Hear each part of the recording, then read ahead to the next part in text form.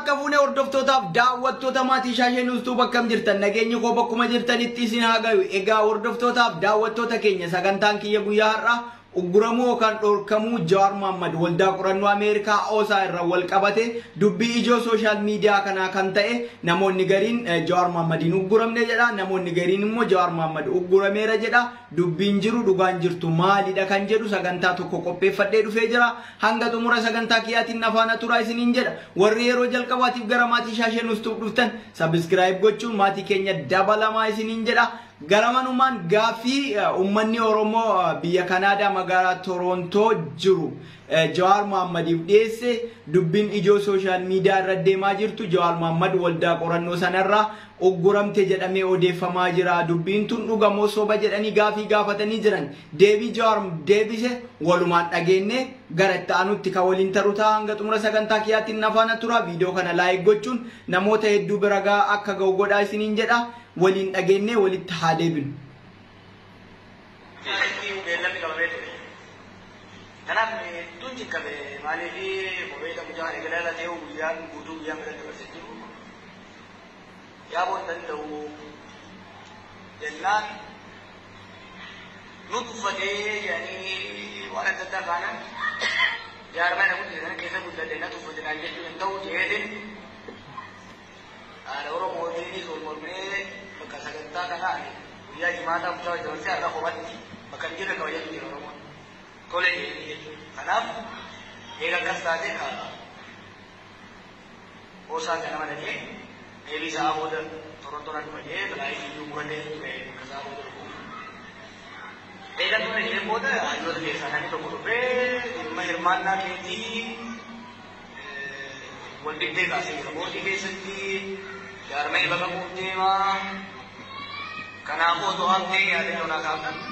Aboon duraan illee yeroo hin qabne barree guyyaa keessatti dhufuune rabbi galatanii haa galchu warri Torontoo immoo galma galmeeffate warri Torontoo bira dhaqa ani maqaa fi ganaa jecha jaarmee Oromoonni si wiitaan Oromoon lakka qabu barbaadu.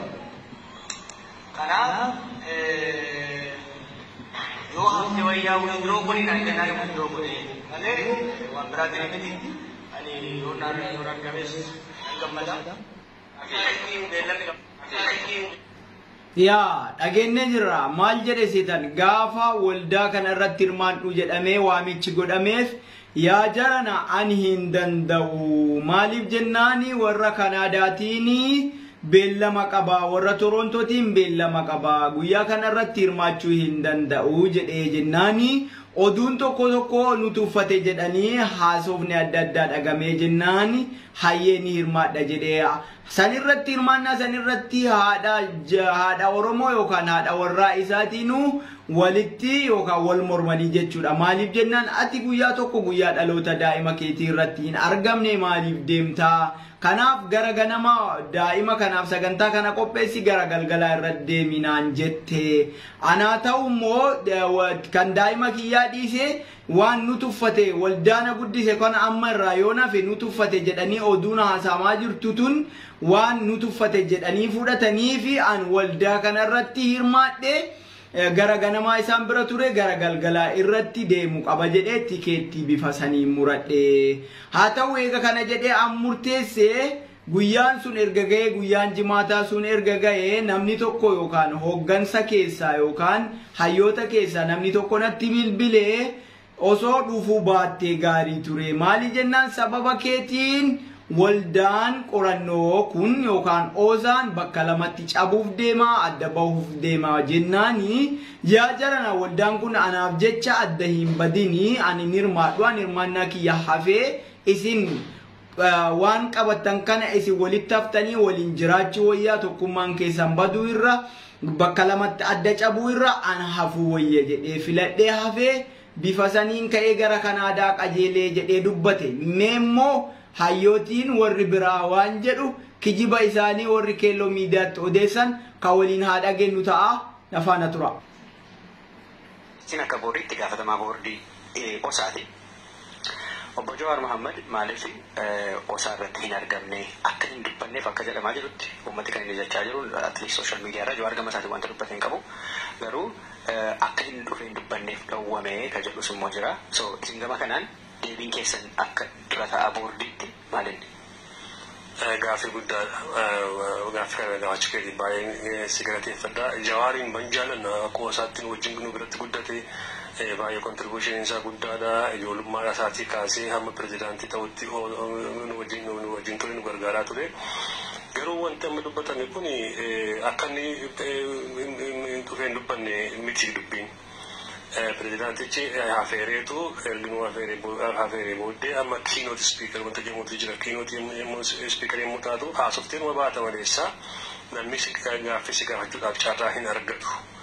Garuu amma maal jennee akkuma inni haasa'ee Nurenbergii kaasee amma Paaris amma Maanchesteritti amma magaalaa Ameerikaa keessa jiran tokko tokkotti namoonni dhaggeeffatanii gaaffii immoo gaafatu. Waa baay'ee haasaa wanta gurguddaa haasaa gaaffii gaafatu. Gaaffii isaatiif deebii kenna. Oosaa keessattis yoo dhufe kiinooti spiikarii yommuu itti ta'u haasa'ee wanta bu'uu fi warri oosaa dhufan gaaffii gaafatanii isarraa hubannaa tokko argachuu hin danda'anii. Akka inni gaaffii gaafatame innis immoo namoota wajjin haasa'utti haa qindaa'u kan jirutu ture. Kun immoo itti qindaa'aa kan jiru paaneelii keessa galee akka bakkaleen faan keessa jiru hin argiteettamini akkuma bakkaleen sanatti murtiin yaada isaa haasa'ee jiru namni harka isaa kaasee murtii gaafatu akka sanatti kan akka qindaa'u jedhameetu maleessa namni warakkanneen haasa'u namni jiru tokko hin jiru. Hooyin paaneelii sana keessa galee hooyin immoo akkuma nama tokkotti isaa dhiyeeffatee pirezentii godhatee namni gaafatee namni carraa argaa isa gaafachuu hin argatu akka namni carraa argatutti dhiyaatu jawaar jedhame maleessa jawaariin dhufin hin jedhamne. Naasa gosa immoo nu wajjin rakkinan qabu akka politikaa isaa irratti rakkinan qabu.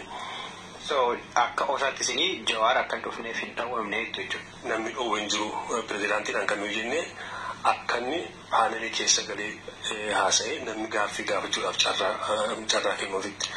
Kiinooti spiikarii yoo ta'e haasa'eeruma ba'a inni gadi hin qabu. Carraa Oromoon iddoo garaagaraa argatan Oromoon adda dhufuusaa argatudha dubbichi.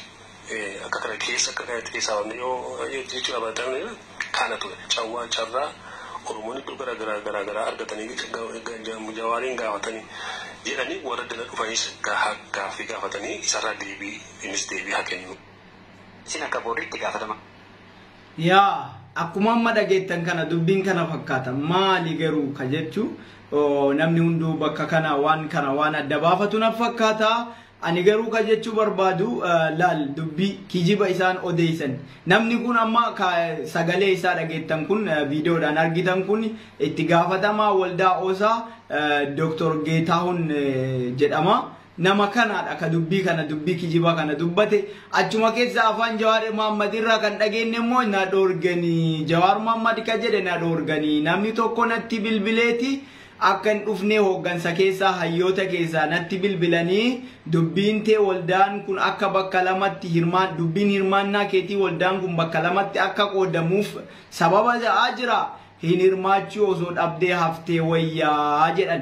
Jarri kun immoo uummanni maaliif Jawaar Mohammad dhoorgita jedhanii iyyanii jennaan gadi bahaniiti maaliif dhoorgitan jedhee uummanni gaafii adda addaa qeeqa adda addaa waldaa kana irratti kaasee jennaan dubbii micciiruudhaaf dubbii dhoysuudhaaf jecha gadi baanii kana dubbatan jechuudha. Maaliif kijibuun kana hunda barbaachise? Uummanni Oromoo dhugaa jiru adda baasee beeka. Isin Jawaar Mohammad akka jibbitan isin beekna. Isin tokkummaa Oromoo irraa dantaa akka hin qabne isin beekna. Oromoon dantaan isaa tokkummaa isaati. Oromoon bilisummaan isaa tokkummaa isaati. Yoo tokko ta'e qofa bilisooma. Kanaaf yeroo baay'ee wanni kana dura ta'amaa ture akka nuti bilisummaan arganneef akka nuti waggoota hedduuf garbummaa keessatti akka nu kufnu kan nu taasisaa ture namoota waldaa akkanaa kana keessa walgaanii ilaalcha gandummaa ilaalcha jibbiinsaa ilaalcha siyaasaan kiyya malee siyaasaan nama biraa dhageettii hin qabu jedhanitu waldaa akkanaa kana keessa walgayeeti dhiibbaa akkanaa sabarraan gaa ture. Garuu maaliif Jawaar Mohammad dhugaa rabbi yoo dubbanne nama Ifreem Isayyaasan olirra badaadha nama amma isin suuraa irratti argitan. Barnamni kun siyaasaan isaa siyaasaa Abiy Ahmed caalaa nama hamaa ta'edha. Namni Ifreem kamma isin waldaa Oosaa kana irratti hirmaachiftan kun namni siyaasaan isaa Itoophiistii ta'e namni siyaasaan isaa Abiy Ahmad olitti Itoophiyaa tana leellisu nama Abiy Ahmad caalaa hamaa ta'edha ka isin Jawaar Mohammad uggurtanii Jawaar Mohammad ugguruu qofa osoo hin taane uummanni gadi bahee maali Jawaar Mohammad uggurtanii akkamiin dhoorkitanii jedhee isin gaafatee jennaan ummata sobuudhaaf jechoota akkanaa namni Jawaar Mohammad uggure hin jiru jettan isinuma keessa ammoo itti bilbilanii hin hirmaatinii dubbiin tee saba bakka lamatti waldaa kana bakka lama qooddee jirti jennaan Jawaar Mohammad deebinii isinii deebise waldaa kana ga'uu dhiisiiti waldaana guddisee tokkummaa Oromootiif akkana ta'uu dhiisi Oromoof hojjetu kana dhiisi wiixaan Oromootu sababa kiyyaaf adda hin cabini jedheeti waamicha sana irraa hafe jedhee afaan isaatiin dubbate isin immoo ummanni gadi bahee dubbii tana dubbatee jennaan ummanni maali Jawaar Mohammad dhoorkitan jedhee isin gaafatee jennaan sobuudhaaf jecha dubbii tana jettan garuu siyaasaan isin hordoftan kun isin baasa jibbaan keessan kun nu bilisoomsa tokkummaa keenya nu fida bu'aan isin Oromoodhaaf qabdan kana jechuudha bu'aan isin Oromoo keessa qabdan tokkummaa keenya gargar baasu jechuudha nama Oromoof qabsaa'u keessaa filaniiti irra qabsaa'u yookaan dhiibbaa adda addaa irra geggeessu jechuudha Jawaar Mohammad isiniin dhaga'u Oromootu isa duuba jira dhugaaf qabsaa'aa dhugaan isaa baatee olteen bultu nama Oromoof lubbuu ofii qaalii kennee qabsaa'uudha nama Oromoof waan jedhe bakkarra oolchuudha Jawaar Mohammad isa jaalanna yoomillee waan Jawaar Mohammad Jawaar ta'eefi miti ilaalcha siyaasaa isaa tokkummaa inni uummata Oromootiif qabuuf Jawaar Mohammad bar tokkummaa irratti wanti inni tokkummaa Oromooti wanni hin taane hin jiru kanaaf isa jaalanna dhugaadhaan saba kanaaf qabsaa'aa jireenya ofii mi'aa gateet biyya sanii galee Oromoodhaaf qabsaa'aa lubbuu isaa mi'ooftuu gatee saba kanaaf qabsaa'aa isin garuu wal jibbinsa kana haga yoomii wal jibbitan haga yoomii garaagarummaa siyaasaa keessanii dandeettanii waliin jiraachuu dadhabdan bifa kanaan nuti qeerroon immoo isinitti ufitti isinin dhiibnu isin afoo dhaabanna gabbaanee waan dandeenyu waan beeknu tokkummaa keenyaaf ni qabsoomna bilisummaa keenya akka argannuuf ni qabsoomna haalli keessan kun kana dura wayyaanee jalatti ilaalcha akkanaatiin kan nu bitaa turtan isin mataa keessan warra hadhaayyoota ofiin jedhee maqaa adda addaa moggaafatee namoota biraa wajjin hirmaataa nama Oromoo ofirraa dhiibaa hayyuu Oromoo nama Oromoof ol jedhee qabsaa'u mataa keessa gadhooftan kun isiniif hin milkaa'u jedha ans kana olaasa'uun barbaadu sagantaa biraatiin hanga walitti deebinu nagaan naaf tura.